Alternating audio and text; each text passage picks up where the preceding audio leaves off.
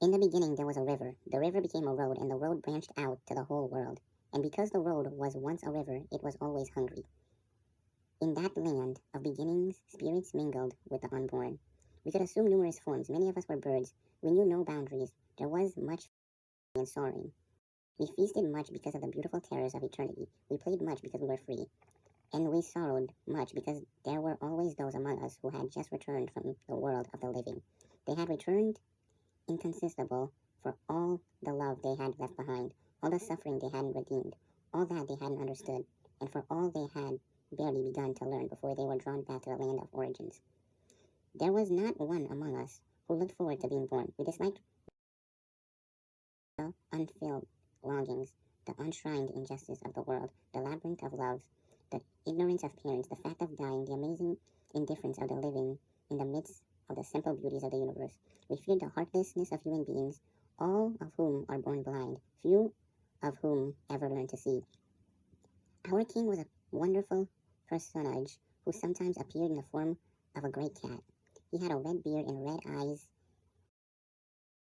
and had been born unaccountable times and was a legend in all worlds, known by 100 different names. It never mattered into what circumstances he was born. He always lived the most extraordinary lives. One could pour out the great invisible books of lifetimes and recognize his genius through the recorded and unrecorded ages. Sometimes a man, sometimes a woman, he wore incomparable achievements from everyday life.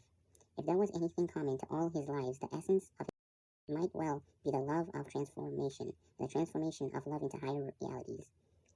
With our spirit companions, the ones with whom we had special affinity, we were happy most of the time because we floated on the aquarium air of love.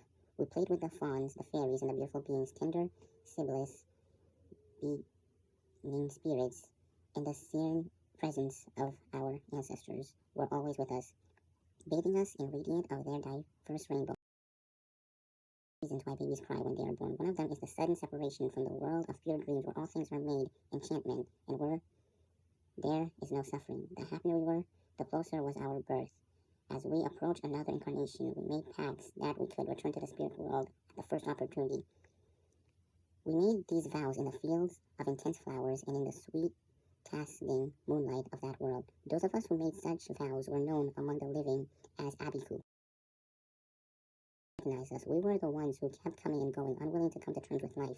We had the ability to will our deaths. Our pacts were binding. Those who broke their pacts were assailed by hallucinations and haunted by their companions. They would only find consolation when they returned to the world of the unborn, the place of fountains, where their loved ones would be waiting for them silently. Those of us who lingered in the world, seduced by the annunciation of wonderful events, beautiful and faded music of a lovely and tragic mythology. Our mouths uttered obscure prophecies. Our minds are invaded by images of the future. We are the strange ones with half of beings always in the spirit world. We were often recognized in our flesh marked with razor incisions. When we were born again to the same parents, the marks lingered on our new flesh, branded our souls in advance. Then the world would spin a web of fate around our lives. Those of us who died erased these marks by our interesting desolations of them. We didn't succeed, and we recognized we were greeted by howls of dread and the weeping of mothers. In not wanting to stay, we caused much pain to mothers. Their pain grew heavier with each return. Their anguish became for us an added spiritual weight which quickens the cycle of rebirth. Each new birth was agony for us too. Each shock of the raw world, our sick rebellion made us by other spirits and ancestors, disliked in the spirit world and branched among the living. Our unwillingness to stay affected all kinds of balances. With passionate ritual offerings, our parents always tried to induce us to live. They also tried to get us to reveal where we had hidden the spirit tokens that bound us to the other world. We disdained the offerings and kept our tokens a fierce secret, and we remained indifferent to the long, joyless parturition of mothers. We longed for an early homecoming to play by the river and in the magic cave. We longed to meditate on sunlight and precious stones, and the joyful in the eternal dew of spirit. To be born is to come into the world weighed down with strange gifts of the soul, with ignominious and extinguishable sins of exile. So it was with me. How many times had I come and gone through the dreaded gateway? How many times had I been born and died young?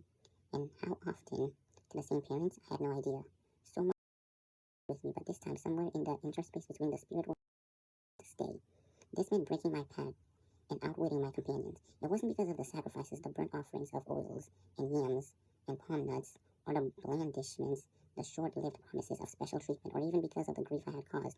It wasn't because of my horror of recognition either. Apart from the mark of my palm, I had managed to avoid being discovered, and may simply had grown tired of coming and going, well, to forever remain in between. It may always have been that I wanted to of this world, to feel it, suffer it, know it, to love it, to make a valuable contribution to it, and to have that sublime mood of eternity in me as I lived the life to come. But sometimes think it was a face that made me want to stay. I wanted to make a happy, bruised face of the woman who would become my mother. When the time arrived for my ceremonies of birth to begin, the fields at the crossroads were brilliant with lovely presents, decent beings. Our king led us to the first mountains. He spoke to us for a long time in silence. His cryptic words took flame in us. He loved speeches with great serenity, his sapphire eyes glowing. He said to me, "You are a mischievous one. You will cause no end of trouble. You will have to travel many roads before you find the river of your destiny. This life of yours will be full of riddles. You will be protected, and you will never be alone." We all went down to the great valley. It was an immemorable wondrous spirits danced around us to the music of gods, uttering lapis lazuli in incantations to protect our souls across the inner space and to prepare us for our first contact with blood and earth. Each one of us made the passage alone. Alone we had to survive the crossing, surviving the flames in the sea, emergence into illusions. The exile had begun. These are the myths of beginnings. These are stories and mood deeps in those who are seated in rich lands, who still believe. Born not just because I had conceived a notion to stay, but because in between of time had finally tightened around my neck. I prayed for laughter, a life without hunger. I was answered with paradoxes. It reminded me an enigma how it became to be that I was born smiling.